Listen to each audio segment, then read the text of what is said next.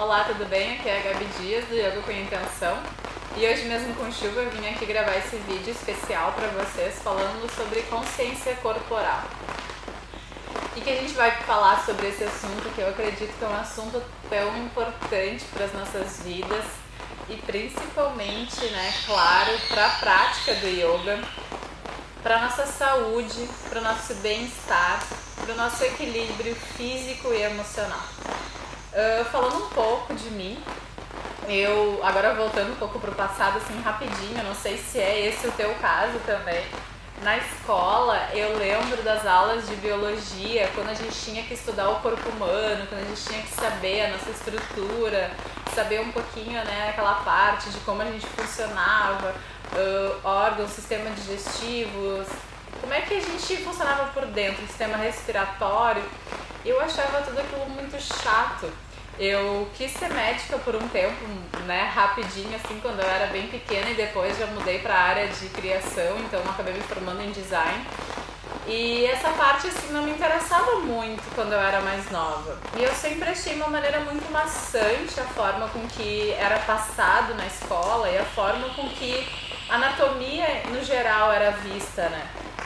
E a vida é muito louca, né? Acabei, depois de algumas andanças por aí, me encontrando como professora de yoga, né? E é impossível a gente estar nessa jornada, a gente estar nessa busca, não só para profissional, para passar para os meus alunos, mas uma busca interior, né? Como que eu vou passar algo se eu não tenho isso dentro de mim?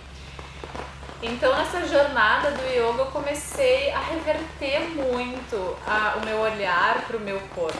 Então, eu comecei a olhar e comecei a me apaixonar e me fascinar por essa máquina perfeita, né, que a gente é, todos os seres humanos. E fiz o meu curso de formação de yoga, obviamente eu tive, né, a cadeira de anatomia, brevemente. Foi muito bacana, assim, mas ainda não foi da maneira com que eu queria, porque o que eu acredito como professora de yoga, né? Eu acredito que tem coisas que a gente não pode simplesmente explicar. Ah, esse osso é isso é aquilo, essa é a bexiga, esse é o rim, isso é aquilo, não. Como que a gente vai, ao invés de falar, explicar, ter uma aula, teorizar, como a gente vai sentir isso? E isso foi a experiência que eu tive o ano passado. Ano passado eu tinha chegado no Brasil, enfim, precisava um pouco de nomenclatura em português, porque eu acabei fazendo minha formação de yoga em inglês, então eu não sabia como que eu ia chegar na aula por alguns nomes serem diferentes, eu não tinha esse vocabulário em português, era difícil para mim. Enfim, por coincidência acabei encontrando um curso de anatomia vivencial. Esse curso, ele foi um curso bárbaro, porque ele abriu as minhas portas para uma maneira de vivenciar o meu corpo que eu nunca imaginei que fosse possível. Eu agradeço muito a Germana, que foi uma profissional excelente, que ministrou esse curso. Ele foi situado em Porto Alegre, na cidade que eu moro, mas ela viaja por todo o Brasil. Com esse curso, ela é fisioterapeuta, instrutora de yoga também, trabalha no Instituto Visão Futuro em São Paulo. Ela é uma profissional excelente e vou passar o contato dela aqui embaixo para quem precisar, quiser se interessar um pouco mais sobre o trabalho dela também. Mas o que eu quero dizer é que a maneira com que eu comecei a explorar o meu corpo nesse curso mudou muito a minha visão, até nas práticas do yoga. Como que eu vou estar explicando para as pessoas, como que eu vou estar entrando um pouco mais na postura, ao invés de simplesmente estar alinhando, né? Ah, por que a gente tem que estar com as escápulas encaixadas? Mas o que é as escápulas? O que a gente está trabalhando nessa abertura de peito? E assim sucessivamente. O nosso quadril, a nossa região da bacia, né? Que muitas vezes os alunos, eles acreditam que isso não tem mobilidade. Que eu falo, movimenta. Até no curso que a gente fez um exercício de acordar essa região do nosso corpo, e muitos movimentos a gente imaginava que eles não eram impossíveis. E a gente, né, com a prática, com os exercícios, a gente foi começar a sentir mais o que existia ali dentro. Por que eu tô falando tudo isso e onde que eu quero chegar?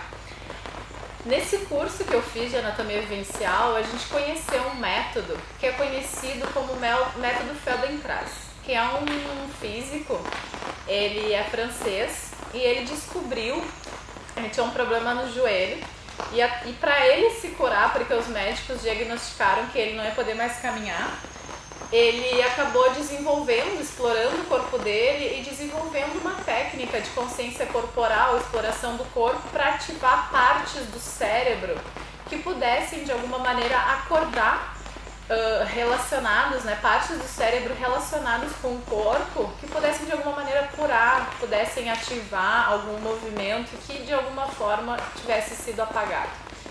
E esse método é um método muito bacana, que a Germana também trabalha. Então, o que eu...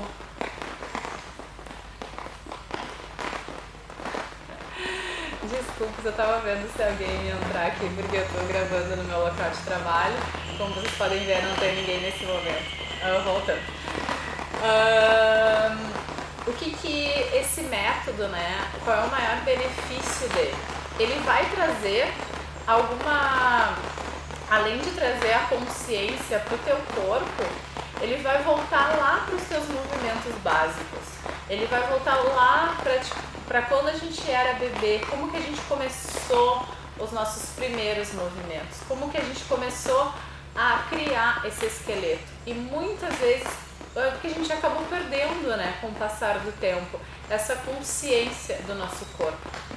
Eu estava vendo uma entrevista do Moshe Feldenkrais, que é o senhor que criou a prática, onde ele diz que é difícil explicar o método, que é como se fosse explicar o sabor de uma manga.